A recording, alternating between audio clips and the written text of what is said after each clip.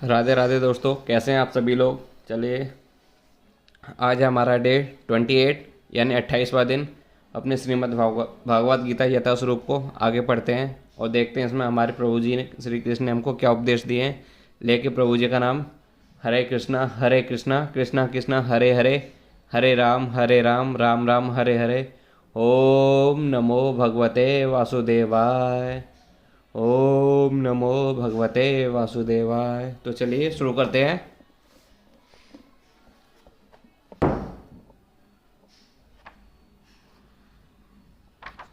जैसा कि आपको पता होगा, हम अपने 11 अध्याय कंप्लीट पढ़ चुके हैं। आज हम आ गए हैं अपने अध्याय 12 पे, जिसका नाम है भक्ति योग।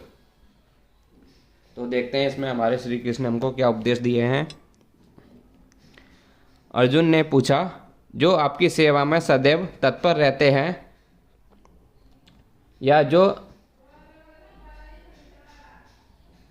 अभक्त निर्वेश ब्रह्म की पूजा करते हैं, इन दोनों में से किसे पूर्ण सिद्ध माना जाए। अब तक कृष्ण साकार, निराकार एवं सर्वव्यापकता को समझा चुके हैं और सभी प्रकार के भक्तों और योगियों का भी वर्णन कर चुके हैं। सामान्यतः आध्यात्मवादियों को दो श्रेणियों में विभाजित किया जा सकता है, निर्वेशवादी तथा सद्गुणवादी। सद्गुणवादी भक्त अपनी सारी शक्ति से परमेश्वर की सेवा करता है। निर्वेशवादी भी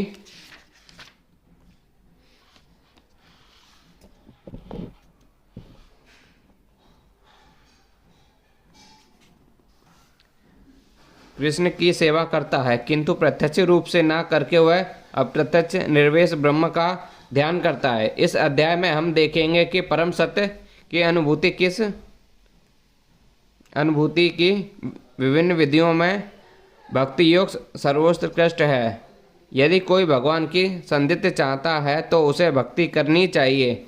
जो लोग भक्ति के द्वारा परमेश्वर की प्रत्यक्ष सेवा करते हैं वे सद्गुणवादी कहलाते हैं। जो लोग निर्वेश ब्रह्म का ध्यान करते हैं वे निर्वेशवादी कहलाते हैं। यहाँ पर अर्जुन पूछता है कि इन दोनों में से कौन श्रेष्ठ है। यद्यपि परम सत्य है कि साक्षात्कार के अनेक साधन हैं, किंतु इस अध्याय में कृष्ण भक्ति योग को सबों में श्रेष्ठ बताते हैं। यह सर्वाधिक प्रत्यक्ष है और ईश्वर का सान्निध्य प्राप्त करने के लिए सबसे सुगम साधन है। भगवत गीता के 2 अध्याय में भगवान ने बताया है कि जीव भौतिक शरीर नहीं, वह आध्यात्मिक स्फुलिंग है और परम सत्य परम पूर्ण है। 7वें अध्याय में उन्होंने जीव को परम पूर्ण अंश बताते हुए पूर्ण ही ध्यान लगाने की सलाह दी है। पुनः 8वें अध्याय में कहा गया है कि जो मनुष्य भौतिक शरीर का त्याग करते समय कृष्ण का ध्यान करता है वह कृष्ण के धाम को तुरंत चला जाता है। यही नहीं, अध्याय में के अंत में भगवान स्पष्ट कहते हैं कि योगियों में से जो भी अपने अंतःकरण में निरंतर कृष्ण का चिंतन करता है वही परम सिद्ध माना जाता है। इस प्रकार प्राय प्रत्येक अध्याय की यही निष्कर्ष है कि मनुष्य को कृष्ण के सगुण रूप के प्रति अनुरक्त होना चाहिए, क्योंकि वही चरम आत्म साक्षात्कार है। इतने पर भी ऐसे लोग हैं जो कृष्ण के साकार रूप के प्रति अनुरक्त नहीं होते, वे दृढ़ता पूर्वक विलग रहते हैं। यहाँ तक कि भगवत गीता की टीका करते हुए भी वे अन्य लोगों को कृष्ण से हटाना चाहते हैं और उनकी सारी भक्ति निर्वेश ब्रह्म ज्योति की ओर मोड़ते हैं। वे परम सत्य के उस निराकार रूप का ही ध्यान करना श्रेष्ठ मानते हैं जो इंद्रियों की पहुँच के परे है तथा अप्रकट है। इस तरह सचमुच वे आध्यात्मिकवादियों की 2 श्रेणियां हैं। अब अर्जुन यह निश्चित कर लेना चाहता है कि कौन सी विधि सुगम है और इन दोनों श्रेणियों में से कौन सर्वाधिक पूर्ण है। दूसरे शब्दों में वह अपनी स्थिति स्पष्ट कर लेना चाहता है, क्योंकि वह कृष्ण के सगुण रूप के प्रति अनुरक्त है। वह निराकार ब्रह्म के प्रति आसक्त नहीं, इस लोक में हो चाहे भगवान के परम लोक में हो, ध्यान के लिए समस्या बना रहता है। वास्तव में कोई भी परम सत्य निराकार रूप का ठीक से चिंतन नहीं कर सकता।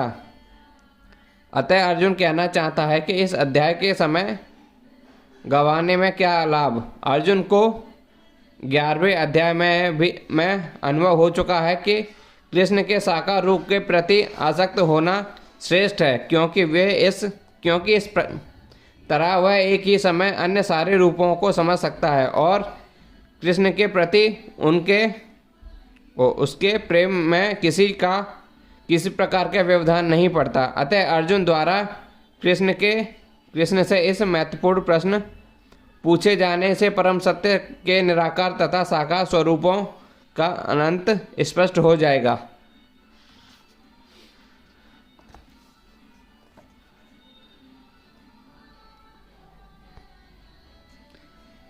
श्री भगवान ने कहा कि जो लोग अपने मन को मेरे साकार रूप से एकाग्र करते हैं और अत्यंत श्रद्धापूर्वक मेरी पूजा करते हैं, मैं सदैव पूजा करने में सदैव लगे रहते हैं, वे मेरे द्वारा परम सिद्ध माने जाते हैं।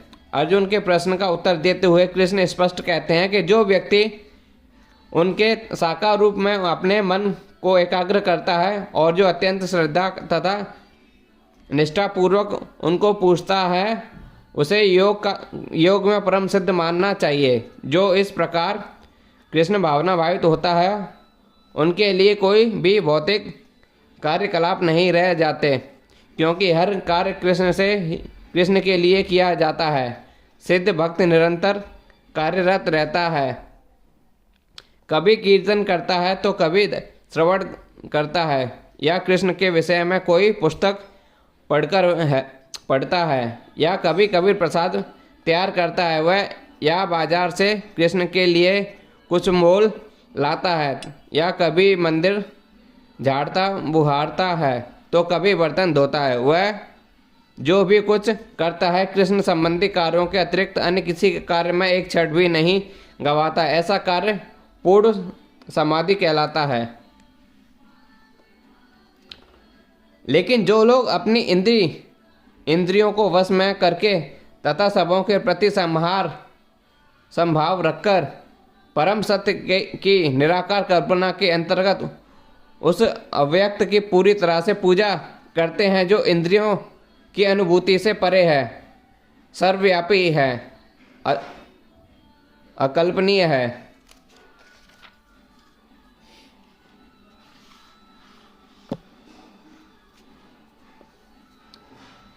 अनिपरिवर्तित हैं, अचल तथा ध्रुव हैं। वे समस्त लोगों के कल्याण में संलग्न रहकर अनंत मुझे प्राप्त करते हैं। जो लोग भगवान कृष्ण की प्रत्यक्ष पूजा ना करके अप्रत्यक्ष विधि से उसी उद्देश्य को प्राप्त करने का प्रयत्न करते हैं, वे अनंत श्री कृष्ण को प्राप्त होते हैं। अनेक जन्मों के बाद बुद्धिमान व्यक्ति वासुदेव को ही सब कुछ जानते हुए मेरी शरण में आता है। जब मनुष्य को अनेक जन्मों के बाद पूर्ण ज्ञान होता है तो वह कृष्ण की शरण ग्रहण करता है। यदि कोई इस श्लोक में बताई गई विधि से भगवान के पास पहुंचता है तो उसे इंद्रिय निग्रह करना होता है, प्रत्येक वाणी की सेवा करनी होती है और समस्त जीवों के कल्याण कार्य में रत होना होता है। इसका अर्थ यह हुआ कि मनुष्य को भगवान कृष्ण के पास पहुंचना ही होता है, अन्यथा पूर्ण साक्षात्कार नहीं हो पाता। प्राय भगवान की शरण में जाने के पूर्व पर्याप्त तपस्या होती है। आत्मा के भीतर परमात्मा का दर्शन करने के लिए मनुष्य को देखना, सुनना, स्वाद लेना, कार्य करना आदि इंद्रिय कार्यों में मंद करना होता है। तभी वह यह जान पाता है कि परमात्मा सर्वत्र विद्वान है। ऐसे अनुभूति होने पर ही वह किसी जीव से ईर्ष्या नहीं करता। उसे मनुष्य तथा पशु में कोई अंतर नहीं दिखता, क्योंकि वह केवल आत्मा का दर्शन करता है, वह भाव आवरण का नहीं। लेकिन सामान्य व्यक्ति के लिए निराकार अनुभूति की ही विधि अत्यंत कठिन सिद्ध होती है।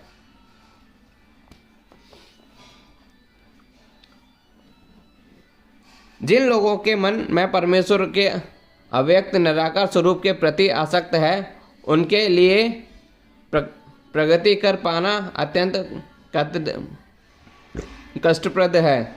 देहधारियों के लिए उस क्षेत्र में प्रगति कर पाना सदैव दुष्कर होता है।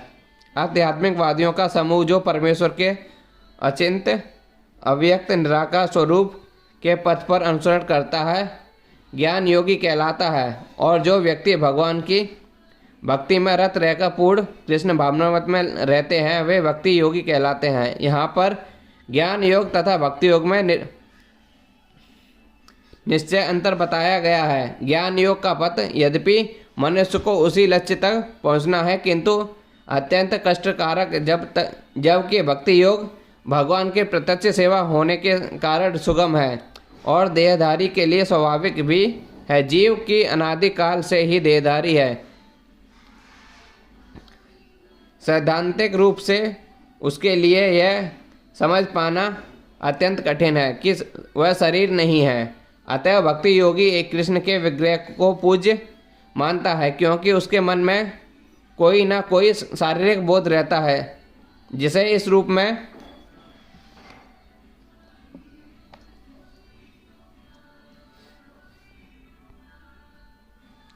प्रयुक्त किया जा सकता है। निसंदेह मंदिर में परमेश्वर के स्वरूप की पूजा मूर्ति पूजा नहीं है। वैदिक साहित्य में साक्ष्य मिलता है कि पूजा सगुण तथा निर्गुण हो सकती है। मंदिर में विग्रह पूजा सगुण पूजा है, क्योंकि भगवान की भौतिक गुणों के द्वारा प्रदर्शित किया गया है। लेकिन भगवान के स्वरूप को चाहे पत्थर, लकड़ी या तेल चित्र जैसे भौतिक गुणों द्वारा क्यों न अभिव्यक्त किया जाए, वह वास्तव में भौतिक नहीं होता। परमेश्वर की यही परम प्रकृति है। यहाँ पर एक मोटा उदाहरण दिया जा सकता है कि सड़कों के किनारे पत्र पेटिकाएं होती हैं, जिनमें से यदि हम अपने पत्र डाल दें तो वे बिना किसी कठिनाई के अपने गंतव्य स्थान पर पहुंच जाते हैं। लेकिन यदि कोई ऐसी पुरानी पेटिका या उसकी अनुरुक्ति कहीं दिखे जो डाकघर द्वारा स्वीकृत ना हो, तो उसे वहीं कार्य नहीं हो सकेगी। इसी प्रकार ईश्वर ने विग्रह में जिसे अर्चा विग्रह कहते हैं, अपना प्रामाणिक वेद स्वरूप बना रखा है। यह अर्चा विग्रह परमेश्वर का अवतार होता है। ईश्वर इसी स्वरूप के माध्यम से सेवा स्वीकार करते हैं। भगवान सर्वशक्तिमान है, अतः वे आचार्य विग्रह रूपी अपने अवतार से भक्त की सेवा स्वीकार कर सकते हैं, जिससे बद्ध जीव वाले मनुष्य को सुविधा हो।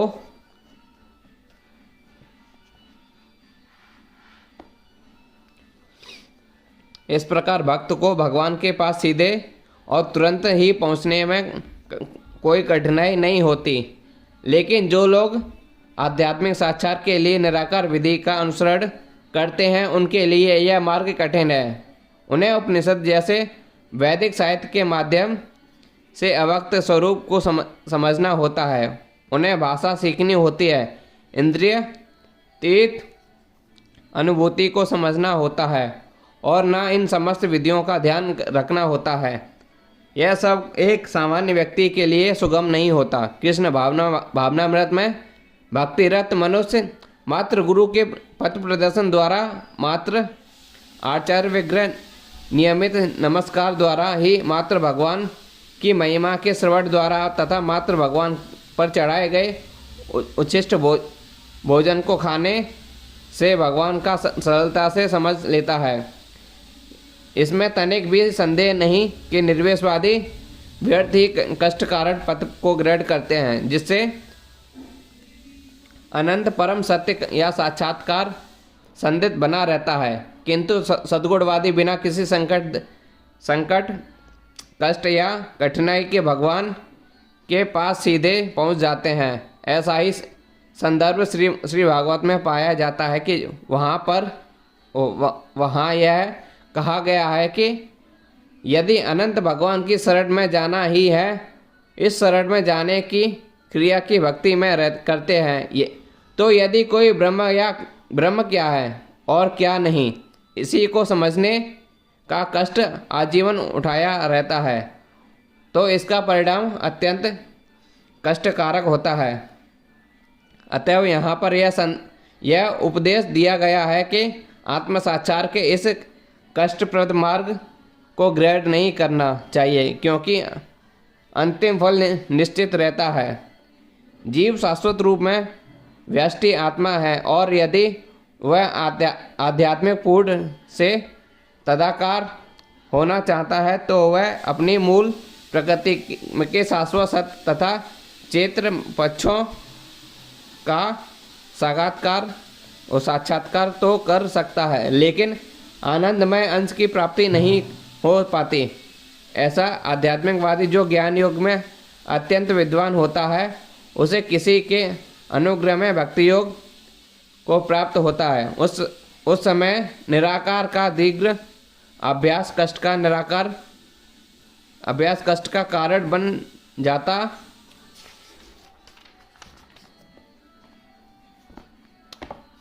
है, क्योंकि वह उस विचार को त्याग नहीं पाता। अतएव देवधारी जीव अभ्यास के समय या साक्षात्कार के समय अव्यक्त की प्राप्ति में सदैव कठिनाई में पड़ जाता है। प्रत्येक जीव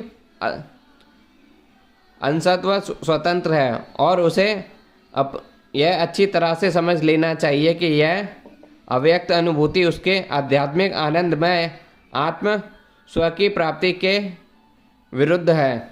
मनुष्य को चाहिए कि इस समय विधि को न अपनाए। प्रत्येक जीव के लिए कृष्ण चेतना की विधि श्रेष्ठ मार्ग है, जिससे भक्ति में पूरी तरह व्यस्त रहना चाहिए। यदि कोई भक्ति की उपेक्षा करना चाहता है तो नास्तिक होने का संकट रहता है। अतएव अवक्त विषय एकाग्रत की सेवा को, जो इंद्रियों की पहुंच के परे है, जैसा कि इस श्लोक में पहले कहा जा चुका है, इस युग प्रोत्साहन नहीं मिलना चाहिए। भगवान कृष्ण ने इसका उपदेश नहीं दिया। जो अपने सारे कार्यों को मुझ में अर्पित करके तथा अविचलित भाव से मेरी भक्ति करते हुए मेरी पूजा करते हैं और अपने चिंतों को मुझ पर स्थिर करके निरंतर मेरा ध्यान करते हैं, उनके लिए हे पार्थ, मैं जन्म मृत्यु के सागर के शीघ्र उद्धार करने वाला हूँ। यहाँ पर स्पष्ट कहा गया है कि भक्तजन अत्यंत भाग्यशाली है कि भगवान उनका इस भवसागर से तुरंत ही उद्धार कर देते हैं। शुद्ध भक्त भक्ति करने का मनुष्य को इसकी अनुभूति होने लगती है कि ईश्वर महान है और जीवात्मा उनके अधीन है। उसका कर्तव्य है कि वह भगवान की सेवा करे, और यदि वह ऐसा नहीं करता तो उसे माया की सेवा करनी होगी। जैसा कि पहले कहा जा चुका है, केवल भक्ति से ही परमेश्वर को जाना जा सकता है। अतः मनुष्य को चाहिए कि वह पूर्ण रूप से भक्त बने। भगवान को प्राप्त करने के लिए वह मन को कृष्ण में पूर्णतः एकाग्र करे। वह कृष्ण के लिए ही कर्म करे, चाहे वह जो भी कर्म करे, लेकिन वह कर्म केवल कृष्ण के लिए होना चाहिए। भक्ति का यही आदर्श है। भक्त भगवान को प्रसन्न करने के अतिरिक्त और कुछ नहीं चाहता। उसके जीवन का उद्देश्य श्री कृष्ण को प्रसन्न करना होता है और कृष्ण की दृष्टि के लिए वह सब कुछ उत्सर्ग कर सकता है, जिस प्रकार अर्जुन ने कुरुक्षेत्र के युद्ध में किया था। यह विधि अत्यंत सरल है। मनुष्य को अपने कर्मों में कार्य में लगा कर रहे। हरे कृष्ण महामंत्र का कीर्तन कर सकता है। ऐसे दिव्य कीर्तन से भक्त भगवान के प्रति आकृष्ट हो जाता है। यहाँ पर भगवान वचन देते हैं कि वे ऐसे शुद्ध भक्तों को तुरंत ही भवसागर से उद्धार कर देते हैं जो योगाभ्यास में बड़े चढ़े हैं। वे योग द्वारा अपनी आत्म साक्षात्कार का इच्छानुसार किसी भी लोक में ले जा सकते हैं और अन्य लोग इस अवसर के विभिन्न प्रकार से उपयोग में लाते हैं। लेकिन यहाँ तक भक्त का संबंध है, उसके लिए यहाँ पर स्पष्ट कहा गया है कि वह स्वयं भगवान ही उसे ले जाते हैं। भक्त को वैकुंठ में जाने के पूर्व अनुभवी बनने के लिए प्रतीक्षा नहीं करनी पड़ती। 12 पुराण में एक श्लोक आया है,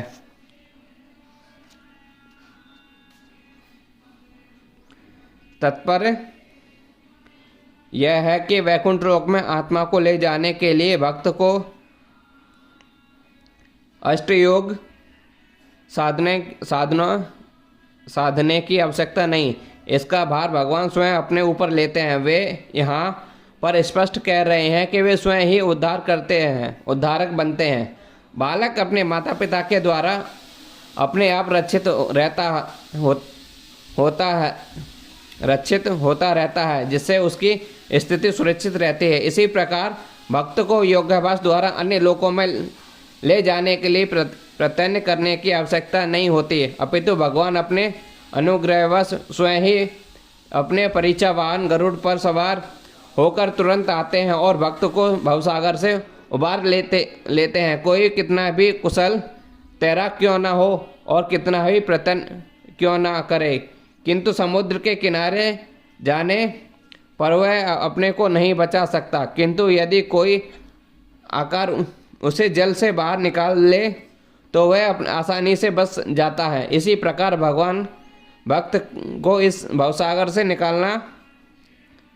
निकाल लेते हैं। मनुष्य को केवल कृष्ण भावनामृत की सुगम विधि का अभ्यास करना होता है और वह अपने आप को अनन्य भक्ति में प्रवृत्त करना होता है। किसी भी बुद्धिमान व्यक्ति को चाहिए कि वह अन्य समस्त मार्गों की अपेक्षा भक्ति योग को चुने। नारायणी में इसकी पुष्टि इस प्रकार हुई है।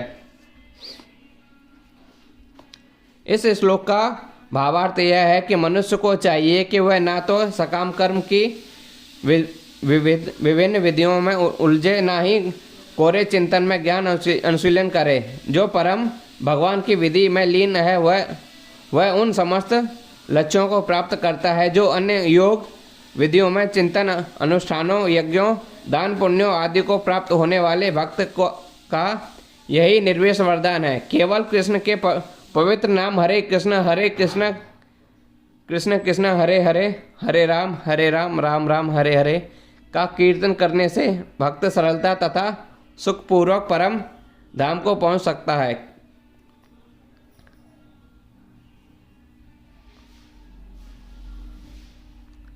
लेकिन इस धाम का अन्य किसी धार्मिक विधि द्वारा प्राप्त नहीं किया जा सकता।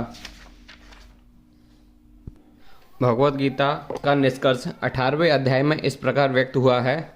आत्म साक्षात्कार की अन्य समस्त विधियों का त्याग कर केवल कृष्ण भावनामृत में भक्ति संपन्न करनी चाहिए।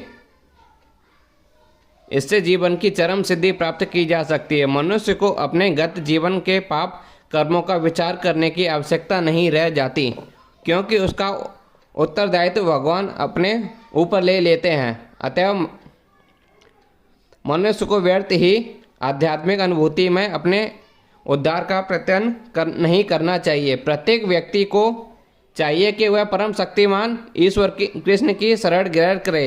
यही जीवन का सर्वोच्च सिद्धि है। मुझे भगवान ने अपने चित्त को स्थिर करो और अपनी सारी बुद्धि मुझ में लगाओ। इस प्रकार का तुम्हें निसंदेह में सदैव वास करोगे। जो भगवान कृष्ण की भक्ति में रत रहता है उसका परमेश्वर के साथ प्रत्यक्ष संबंध होता है। अतएव इससे हम किसी प्रकार का संदेह नहीं, प्रारंभ से ही उसकी स्थिति दिव्य होती है। भक्त कभी भौतिक धरातल पर नहीं रहता, वह सदैव कृष्ण में वास करता है। भगवान का पवित्र नाम तथा भगवान में अभिमित्र है। अतः जब भक्त हरे कृष्ण कीर्तन करता है तो कृष्ण तथा उनकी अंतरंगा शक्ति भक्त जिब्या पर नाचते रहते हैं। जब वह कृष्ण को भोग चढ़ाते हैं तो कृष्ण प्रत्यक्ष रूप से उसे ग्रहण करते हैं और इस तरह भक्त इस उच्छिष्ट जूठन को खाकर पुण्य और कृष्णमय हो जाता है। जो इस प्रकार सेवा में नहीं लगता वह नहीं समझ पाता कि सब कैसे होता है। यद्यपि भगवत गीता तथा अन्य वैदिक ग्रंथों में इसी विधि की स्फूर्ति की गई है। हे अर्जुन, हे धनंजय, यदि तुम अपने चित्त को अविचलित भाव से मुझ पर स्थिर नहीं कर सकते तो तुम भक्ति योग के विधि विधानों का पालन करो। इस प्रकार तुम मुझे प्राप्त करने की चाह उत्पन्न करो। इस श्लोक में भक्ति योग की दो पृथक पृथक विधियां बताई गई हैं। पहली विधि उस व्यक्ति पर लागू होती है जिसे दिव्य प्रेम द्वारा भगवान कृष्ण के प्रति वास्तविक आसक्ति उत्पन्न कर ली है। दूसरी विधि उसके लिए है जिसने इस प्रकार के भगवान कृष्ण के प्रति आसक्ति नहीं उत्पन्न की। इस द्वितीय श्रेणी के लिए नाना प्रकार के विधि विधान है जिसका पालन करके मनुष्य अनंत कृष्ण आसक्त अवस्था को प्राप्त हो सकता है। भक्ति योग इंद्रियों का परिष्कार संस्कार है। संस्कार इस समय सारी इंद्रियां सदा अशुद्ध हैं क्योंकि वे इंद्रिय तृप्ति में लगी हुई हैं, लेकिन शक्ति भोग के अभ्यास से ये इंद्रियां की जा सकती हैं और शुद्ध हो जाने पर वे परमेश्वर के सीधे संपर्क में आती हैं। इस संसार में रहते हुए मैं किसी अन्य स्वामी की सेवा में रत हो सकता हूँ, लेकिन मैं सचमुच उसकी प्रेम पूर्वक सेवा नहीं करता। मैं केवल धन पाने के लिए सेवा करता हूँ और वह गोस्वामी भी मुझे प्रेम नहीं करता। मैं उससे सेवा कराता हूँ और मुझे धन देता है, अतः प्रेम का प्रश्न ही नहीं उठता। लेकिन आध्यात्मिक जीवन के लिए मनुष्य को प्रेम की शुद्ध अवस्था पर ऊपर उठना होता है। यह प्रेम अवस्था इन्हीं इंद्रियों के द्वारा भक्ति अभ्यास से प्राप्त की जा सकती है। यह ईश्वर प्रेम अभी प्रत्येक हृदय में सुप्त अवस्था में है। वहाँ पर यह ईश्वर प्रेम अनेक रूपों में प्रकट होता है, लेकिन भौतिक संगति में दूषित हो जाता है। अतएव उस भौतिक संगति से हृदय को विमल बनाना होता है और उस सुप्त स्वाभाविक कृष्ण प्रेम का जागृत करना होता है। यही भक्ति योग की पूरी विधि है। भक्ति योग के विधि विधानों का अभ्यास करने के लिए मनुष्य को किसी सविज्ञ गुरु के मार्गदर्शन में कतिपय नियमों का पालन करना होता है। यहाँ ब्रह्म मुहूर्त में जागना, स्नान करना, मंदिर जाना तथा प्रार्थना करना एवं हरे कृष्ण कीर्तन करना, फिर अर्चा विग्रह पर चढ़ाए गए फूल चुनना, आग्रह विग्रह पर भोग चढ़ाने के लिए भोजन बनाना, प्रसाद ग्रहण करना, ऐसे अनेक विधि विधान हैं जिसका पालन आवश्यक है। मनुष्य को शुद्ध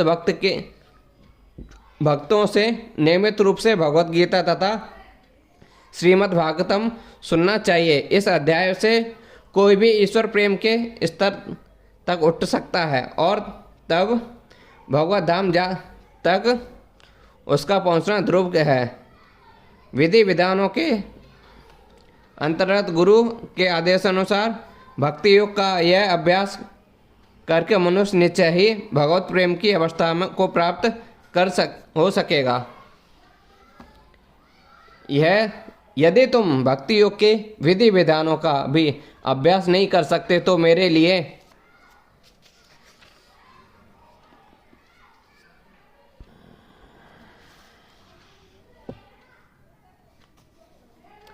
कर्म करने का प्रयत्न करो, क्योंकि मेरे लिए कर्म करने से तुम पूर्ण अवस्था में सिद्धि को प्राप्त हो गए। यदि कोई गुरु के निर्देशानुसार भक्ति योग के विधि विधानों का अभ्यास नहीं भी कर पाता तो वह परमेश्वर के लिए कर्म करके उपयोग उसे पूरा व्यवस्था प्रदान कराई जा सकती है। यह कर्म किस प्रकार किया जाए, इसकी व्याख्या 11वें अध्याय में 5वें श्लोक में ही पहले की जा चुकी है। मनुष्य को कृष्ण भावनामृत के प्रचार हेतु सहानुभूति होनी चाहिए। ऐसे अनेक भक्त हैं जो कृष्ण भावनामृत में प्रचार कार्य में लगे हैं, उन्हें सहायता की आवश्यकता है। अतः भले ही कोई भक्ति योग के विधि विधानों का प्रत्यक्ष रूप से अभ्यास ना कर सके, ऐसे उसे कार्य में सहायता देने का प्रयत्न करना चाहिए। प्रत्येक प्रकार के प्रयास से भूमि पूंजी संगठन तथा श्रम आवश्यक होती है। जिस प्रकार किसी भी व्यापार में रहने के लिए स्थान उपयोग के लिए कुछ पूंजी, कुछ श्रम तथा विस्तार करने के लिए कुछ संगठन चाहिए, उसी प्रकार कृष्ण सेवा के लिए भी इनकी आवश्यकता होती है। अंतर केवल इतना ही होता है कि भौतिकवाद में मनुष्य इंद्रिय तृप्ति के लिए सारा कार्य करता है, लेकिन यह कार्य कृष्ण की तुष्टि के लिए किया जा सकता है। यही दिव्य कार्य है। यदि किसी के पास पर्याप्त धन है तो वह कृष्ण भावनामृत के प्रचार के लिए कोई कार्यालय अथवा मंदिर निर्मित कराने में सहायता कर सकता है, अथवा वह प्रकाशन में सहायता पहुंचा सकता है। कर्म के विविध क्षेत्र हैं और मनुष्य को ऐसे कर्मों में रुचि लेनी चाहिए। यदि कोई अपने कर्मों के फल को नहीं त्याग सकता तो कम से कम उसका कुछ प्रतिशत कृष्ण भावनामृत के प्रचार में तो लगा ही सकता है। इस प्रकार कृष्ण भावनामृत की दिशा में स्वेच्छा से सेवा से व्यक्ति भगवत प्रेम का उपचार अवस्था को प्राप्त हो सकेगा, जहाँ तक पूर्णतः प्राप्त हो सकेगी।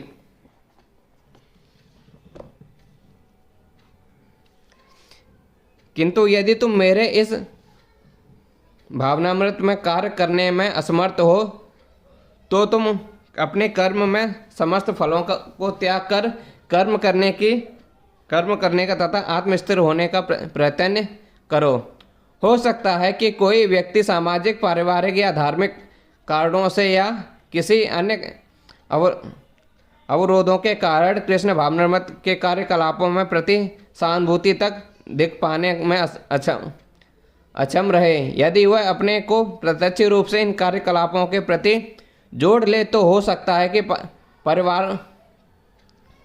पारिवारिक सदस्य विरोध करें या अन्य कठिनाई उठ खड़ी हो। जिस व्यक्ति के साथ ऐसी समस्या लगी हो उसे यह सलाह दी जाती है कि वह अपने कार्यकलापों के संचित फल का किसी शुभ कार्य में लगा दें। ऐसी विधियां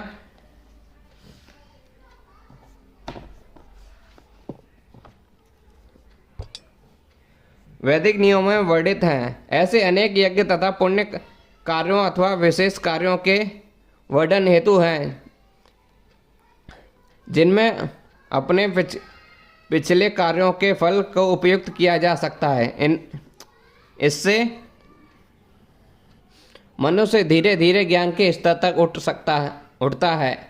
ऐसा भी पाया गया है कि कृष्ण भावनामृत के कार्यकलापों में रुचि न रहने पर भी जब मनुष्य किसी अस्पताल या किसी सामाजिक संस्था को दान देता है तो वह अपने कार्यकलापों की गाड़ी कमाई का परित्याग करता है। यहाँ पर इसकी भी संस्तुति की गई है, क्योंकि अपने कार्यकलापों में फल के परित्याग के अभ्यास से मनुष्य क्रमशः अपने मन को स्वच्छ बनाता है और उस विमल मन स्थिर स्थिति में वह कृष्ण भावनामृत को समझने में समर्थ होता है। कृष्ण भावनामृत किसी अन्य अनुभव पर आश्रित नहीं होता, क्योंकि कृष्ण भावनामृत स्वयं मन को विमल बनाने वाला है। किंतु यदि कृष्ण भावनामृत को स्वीकार करने में किसी अन्य प्रकार का अवरोध हो तो मनुष्य को चाहिए कि अपने कर्म फल का परित्याग करने का प्रयत्न करे। ऐसी दशा में समाज सेवा, समुदाय सेवा, राष्ट्रीय सेवा, देश सेवा के लिए उत्सव आदि कार्य स्वीकार किया जा सकता है, जिससे एक दिन मनुष्य भगवान की शुद्ध भक्ति को प्राप्त हो सके। भगवत गीता में ही कहा गया है, यदि कोई परम कारण के लिए उत्सुक करना चाहे तो भले ही वह यह न जाने कि परम कारण क्या है, परम कारण कृष्ण है, फिर भी वह क्रमशः यज्ञ विधि से समझ जाएगा कि वह परम कारण कृष्ण ही है। लेकिन यदि तुम अभ्यास नहीं कर सकते तो ज्ञान के अनुशीलन में लग जाओ। लेकिन ज्ञान से श्रेष्ठ ध्यान है, और ध्यान से भी श्रेष्ठ कर्म फल को परित्याग, क्योंकि ऐसे त्याग से मनुष्य को मन शांति प्राप्ति हो सकती है। जैसा कि पिछले श्लोकों में बताया जा गया है, भक्ति के दो प्रकार हैं, विधि विधानों, जैसा विधि विधानों से पूर्ण तथा भगवत भगवत प्रेम की आसक्ति से पूर्ण। किंतु जो लोग कृष्ण भावनामृत के नियमों का पालन नहीं कर सकते, उनके लिए ज्ञान का अनुशीलन करना श्रेष्ठ है, क्योंकि ज्ञान से मनुष्य अपनी वास्तविक स्थिति को समझने में समर्थ होता है। यही ज्ञान क्रमशः ध्यान तक पहुँचने वाला है, और ध्यान से क्रमशः परमेश्वर को समझा जा सकता है। ऐसी वे विधियाँ हैं जिनसे मनुष्य अपने को परम ब्रह्म मान बैठता है। और यदि कोई भक्ति करने में असमर्थ है तो ऐसा ध्यान भी अच्छा है। यदि कोई इस प्रकार से ध्यान नहीं कर सकता तो वैदिक साहित्य में ब्राह्मणों, क्षत्रियों, वैश्यों तथा शूद्रों के लिए कतिपय कर्तव्यों का आदेश है, जिसे हम भगवत गीता के अंतिम अध्याय में देखेंगे। लेकिन प्रत्येक दशा में मनुष्य को अपने कर्मफल को त्याग करना होगा, जिसका अर्थ है कर्मफल को किसी अच्छे कार्य में लगाना।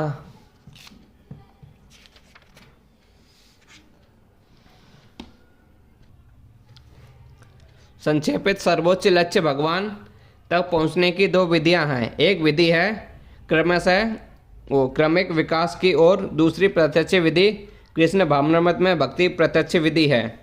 अन्य विधि में कर्मों के फल को त्याग करना होता है, तभी मनुष्य ज्ञान की अवस्था को प्राप्त होता है। उसके बाद ध्यान की अवस्था तक तथा फिर परमात्मा के बोध की अवस्था, और अंत में भगवान की अवस्था आ जाती है। मनुष्य चाहे एक बार एक पग करके आगे बढ़ने की विधि अपना सकता है या प्रत्यक्ष विधि ग्रहण कर सकता है, लेकिन प्रत्यक्ष विधि हर एक के लिए संभव नहीं।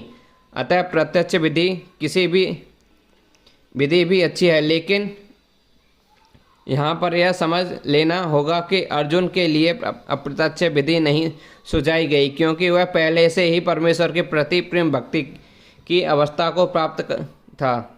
यह तो उन लोगों के लिए है जो इस अवस्था को प्राप्त नहीं। उनके लिए तो त्याग, ज्ञान, ध्यान तथा परमात्मा एवं ब्रह्म की अनुभूति के क्रमिक विधि ही पालनीय है। लेकिन जहाँ तक भगवत गीता का संबंध है, उनमें तो प्रत्यक्ष विधि पर ही बल दिया है। प्रत्येक व्यक्ति को प्रत्यक्ष विधि ग्रहण करने तथा भगवान श्री कृष्ण की शरण में जाने की सलाह दी जाती है।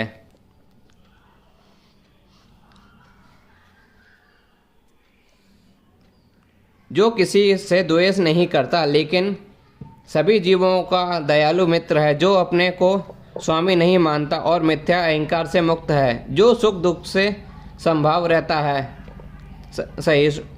सहिष्णु है, सदैव आत्मतुष्ट रहता है, आत्मसंयमी है तथा जो निश्चय के साथ मुझ में मन तथा बुद्धि को स्थिर करके भक्ति में लगा रहता है, ऐसा भक्त मुझे अत्यंत प्रिय है। शुद्ध भक्त पर पुनः आकार भगवान इन दोनों श्लोकों में शुद्ध भक्त दिव्य गुणों का वर्णन कर रहे हैं। शुद्ध भक्त किसी भी परिस्थिति में विचलित नहीं होता, न ही वह किसी के प्रति ईर्ष्यालु होता है, न वह अपने शत्रु का शत्रु बनता है। वह तो सोचता है कि यह व्यक्ति मेरे विगत दुष्कर्मों के कारण मेरा शत्रु बना हुआ है, अतएव विरोध करने की अपेक्षा कष्ट सहना अच्छा है।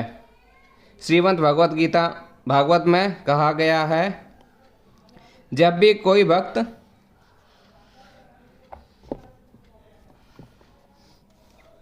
मुसीबत में पड़ता है तो वह यह सोचता है कि यह भगवान की मेरे ऊपर कृपा ही है। मुझे अपने विगत दुष्कर्मों के अनुसार इससे कहीं अधिक कष्ट भोगना चाहिए था। यह तो भगवत कृपा है कि मुझे मिलने वाला पूरा दंड नहीं मिला। भगवत कृपा से थोड़ा ही दंड मिल रहा है। अतएव अनेक कष्टपूर्ण परिस्थितियों में भी वह सदैव शांत तथा धीर बना रहता है। भक्त सदैव प्रत्येक वाणी पर यहाँ तक कि अपने शत्रु पर भी दयालु होता है।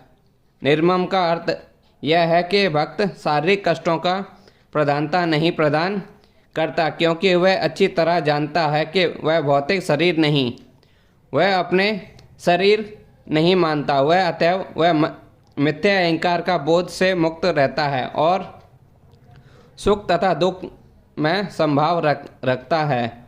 वह सहिष्णु होता है और भगवत कृपा से जो कुछ प्राप्त होता है उसे ही संतुष्ट रहता है।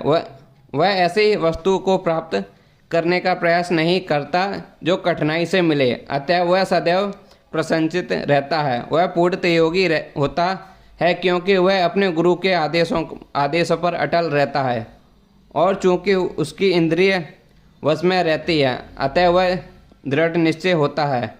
वह झूठे तर्कों से विचलित नहीं होता, क्योंकि कोई उसे भक्ति के दृढ़ संकल्प से हटा नहीं सकता। वह पूर्णतः अतः अवगत रहता है कि कृष्ण उसके शाश्वत प्रभु हैं, अतएव कोई भी उससे विचलित नहीं कर सकता। इन समस्त गुणों के फलस्वरूप वह अपने मन तथा बुद्धि को पूर्णतः परमेश्वर पर स्थिर करने में समर्थ होता है। भक्ति का ऐसा आदर्श अत्यंत दुर्लभ है, लेकिन भक्त भक्ति के विधि विधानों का पालन करते हुए उसी अवस्था में स्थिर रहता है और फिर भगवान कहते हैं कि ऐसा भक्त उन्हें अति प्रिय है, क्योंकि भगवान उसकी कृष्ण भावना से युक्त कार्यकलापों में सदैव प्रसन्न रहते हैं,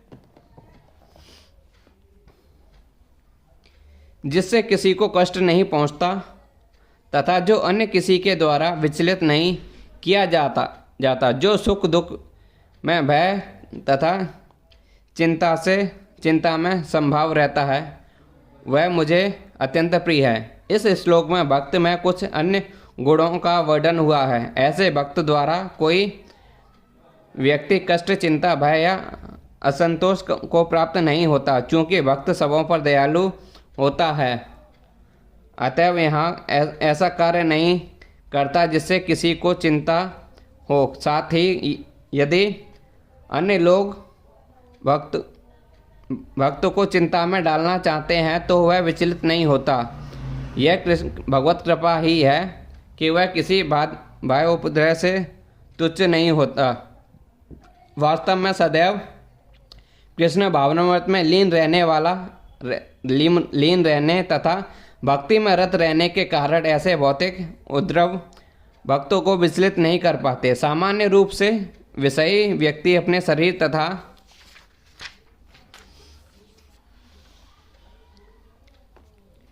इंद्रिय तृप्ति के लिए किसी वस्तु को पाकर अत्यंत प्रसन्न होता है, लेकिन जब वह देखता है कि अन्यों के पास इंद्रिय तृप्ति के लिए ऐसी वस्तुएं हैं जो उसके पास नहीं, तो वह दुख तथा ईर्ष्या से पूर्ण हो जाता है। जब वह अपने शत्रु में बदले की शंका करता है तो वह भयभीत रहता है, और जब वह कुछ भी करके सफल नहीं होता तो वह निराश हो जाता है। ऐसा भक्त जो इन समस्त उपद्रवों से परे होता है, कृष्ण को अत्यंत प्रिय होता है।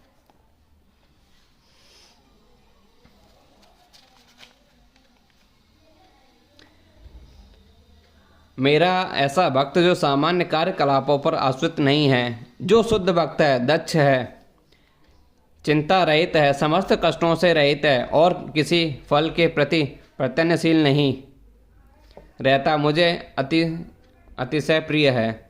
भक्त को धन दिया जा सकता है, किंतु उसे धन अर्जित करने के लिए संघर्ष नहीं करना चाहिए। भगवत कृपा से यदि उसे स्वयं धन की प्राप्ति हो तो वह उद्विग्न नहीं होता।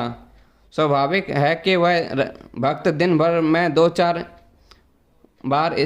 दो बार स्नान करता है और भक्ति के लिए प्रातःकाल जल्दी उठता है। इस प्रकार वह बाहर तथा भीतर से स्वच्छ रहता है। भक्त सदैव दक्ष होता है, क्योंकि वह जीवन के समस्त कार्यकलापों के सार को जानता है और प्रामाणिक शास्त्रों में दृढ़ विश्वास रखता है। भक्त कभी किसी दल में भाग नहीं लेता, अतः वह चिंता मुक्त रहता है। समस्त उपधियों से मुक्त होने के कारण कभी व्यवस्थित नहीं होता। वह जानता है कि उसका शरीर कुछ एक उपधि है, अतः शारीरिक कष्टों के आने पर वह मुक्त रहता है। शुद्ध भक्त कभी भी ऐसी किसी वस्तु के लिए प्रयास नहीं करता जो भक्ति के नियमों के प्रतिकूल हो। उदाहरणतः किसी विशाल भवन को बनाने में काफ़ी शक्ति लगती है, अतः वह कभी ऐसे कार्य में हाथ नहीं लगाता जिससे उसकी भक्ति में प्रगति ना होती हो। वह भगवान के लिए मंदिर का निर्माण करा सकता है और उसके लिए वह सभी प्रकार की चिंताएं उठा सकता है, लेकिन वह अपने परिवार वालों के लिए बड़ा सा मकान नहीं बनाता।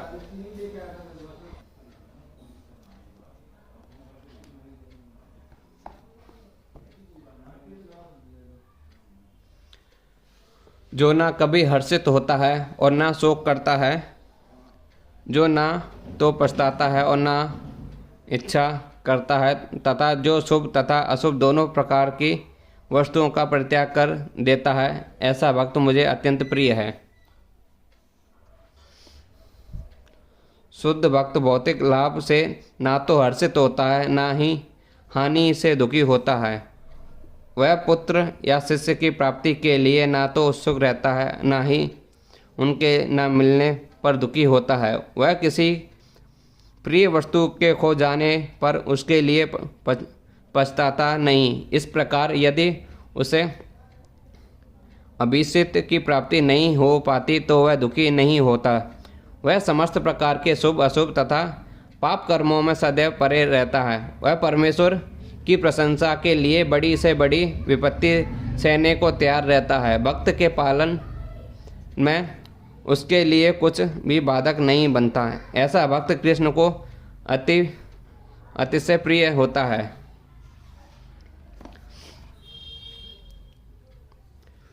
जो मित्रों तथा शत्रुओं के लिए समान है, जो मान तथा अपमान, शीत तथा गर्मी, सुख तथा दुख, यश तथा अपयश के यश में समभाव रखता है, जो दूषित संगति में सदैव मुक्त रहता है, जो सदैव मौन और किसी भी वस्तु से संतुष्ट रहता है, जो किसी प्रकार के घर बार की परवाह नहीं करता, जो ज्ञान में दृढ़ है और जो भक्ति में संलग्न है, ऐसा पुरुष मुझे अत्यंत प्रिय है।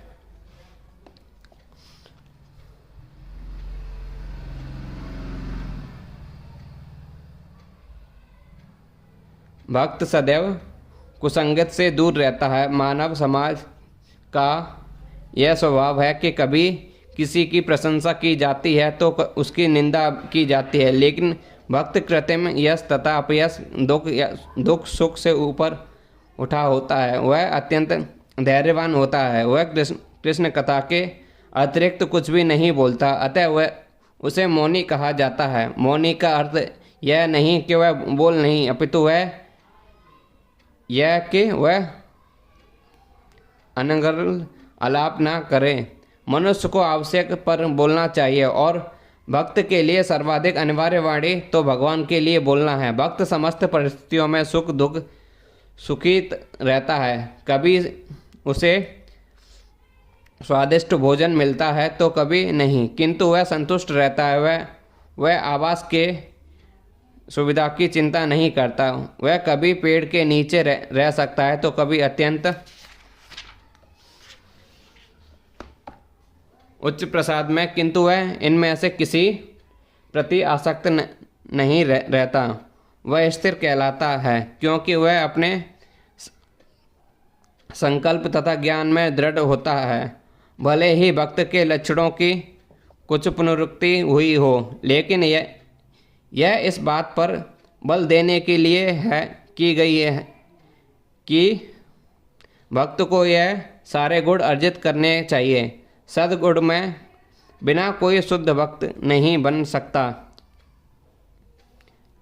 जो भक्त नहीं उसे सद्गुण नहीं होता। जो भक्त कहलाना चाहता है उसे सद्गुण का विकास करना चाहिए। यह आवश्यक है कि उसे इन गुणों के लिए अलग से ब्रह्म प्रयास नहीं करना पड़ता, अपितु कृष्ण भावनामृत तथा भक्ति में संलग्न रहने के कारण उसे यह गुण स्वतः ही विकसित हो जाते हैं।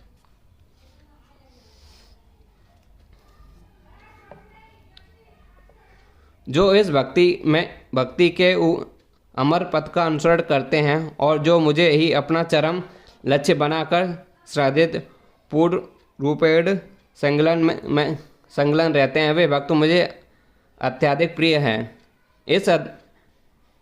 इस अध्याय में दूसरे श्लोकों के से अंतिम श्लोक तक मध्यावेश मानो ये माम मुझ पर मन का स्थिर करके से लेकर ये तो धर्मांतरम इद्रम नित्य सेवा इस धर्म को तक भगवान ने अपने पास तक पहुंचने की दिव्य सेवा की विधियां की व्याख्या की है। ऐसी विधियां अत्यंत प्रिय हैं और इनमें लगे हुए व्यक्तियों को स्वीकार कर लेते हैं। अर्जुन ने यह प्रश्न उठाया था कि जो निराकार ब्रह्म के पथ में लगा है वह श्रेष्ठ है। जो साकार भगवान की सेवा में भगवान के इसका बहुत स्पष्ट उत्तर दिया कि आत्म साक्षात्कार की समस्त विधियों में भगवान की भक्ति निसंदेह सर्वश्रेष्ठ है। दूसरे शब्दों में इस अध्याय में यह निर्णय दिया गया है कि सुसंगति से मनुष्य में भक्ति के प्रति आसक्ति उत्पन्न होती है, जिससे वह प्रामाणिक गुरु बनता है और तब वह उससे श्रद्धा, आसक्ति तथा भक्ति साथ सुनता है, कीर्तन करता है और भक्ति के विधि विधानों का पालन करने लगता है। इस तरह वह भगवान की दिव्य सेवा में तत्पर हो जाता है। इस अध्याय में इस मार्ग की संतुष्टि की गई है, अतएव इससे कोई संदेह नहीं रह जाता कि कृष्ण भगवत प्राप्ति के लिए भक्त ही आत्म साक्षात्कार का परम मार्ग है।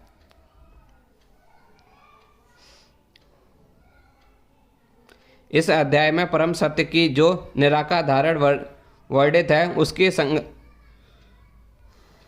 सूत्री उस समय तक के लिए की गई है जब तक मनुष्य आत्म साक्षात्कार के लिए अपने आप को समर्पित नहीं कर देता। दूसरे शब्दों में जब तक उसे शुद्ध भक्त की संगति करने के अवसर प्राप्त नहीं होता तब तक निराकार की धारण लाभप्रद हो सकती है। परम सत्य की निराकार धारण मनुष्य कर्म फल के बिना कर्म करता है और आत्म साक्षात्कार तथा पदार्थ का ज्ञान प्राप्त करने के लिए ध्यान करता है। यह तभी तक आवश्यक है जब तक शुद्ध भक्त की संगति प्राप्त न हो। सौभाग्यवश यदि कोई शुद्ध भक्ति में सीधे कृष्ण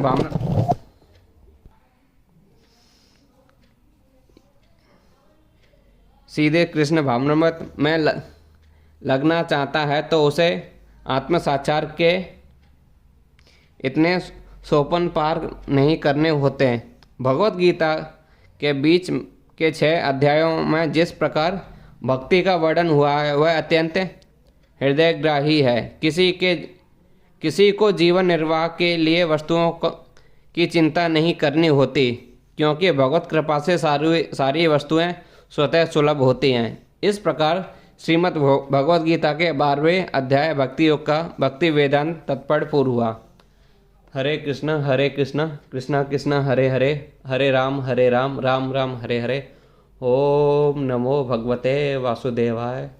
तो चलिए प्रभु जी, आज का हमारा ये अध्याय 12वां यहीं पे समाप्त होता है। हम अपने कल से प्रारंभ करेंगे अध्याय 13।